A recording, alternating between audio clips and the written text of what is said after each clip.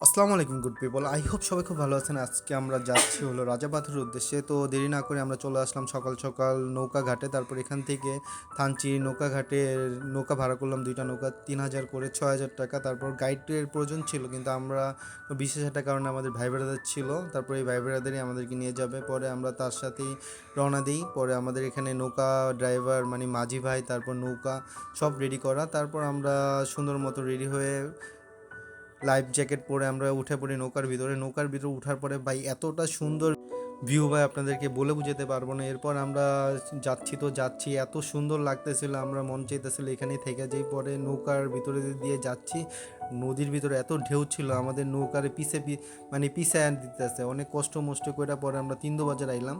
তিন্দুবাজার অনেকক্ষণ আড্ডা উড্ডা মারলাম। তিন্দুবাজারে মিনিমাম 15-20 মিনিট ছিলাম। তো পরে তিন্দুবাজার থেকে আমরা অনুমতি নিলাম যে আমরা বড় পাথর পর্যন্ত যাব। নাফাগুম পর্যন্ত বন্ধ থাকার কারণে আমরা যেতে পারি নাই। পরে আমরা বড় পাথরের উদ্দেশ্যে আবার রওনা দিই, কিন্তু তিন্দুর উপরে এত সুন্দর লাগতেছিল যা ভাই বলার বাহিরে। তারপর এখানে যে নদীটা ছিল সাঙ্গু নদী, সাঙ্গু নদী বাংলাদেশের সর্বোচ্চ উঁচা একটা নদী। মানে এখানে যে আসবে তার মন অবশ্যই ভালো হয়ে যাবে। তারপর আমরা এখানে নৌকার ভিতরে যাচ্ছি তো যাচ্ছি, এরপর আমরা চলে আসলাম হলো বড় পাথর বা রাজা পাথর বলে যেটাকে, রাজা পাথর এখানে। পরে এখানে যে নদীর ঢেউই মনটা ভরে গিয়েছে। পরে আমরা এখানে অনেকক্ষণ আড্ডা উড্ডা মারলাম। এরপর আমরা কাল একটু পরে যাব ঝর্ণার দিকে। তো ওইটা নেক্সট ব্লগে দেখবো। আল্লাহ হাফেজ।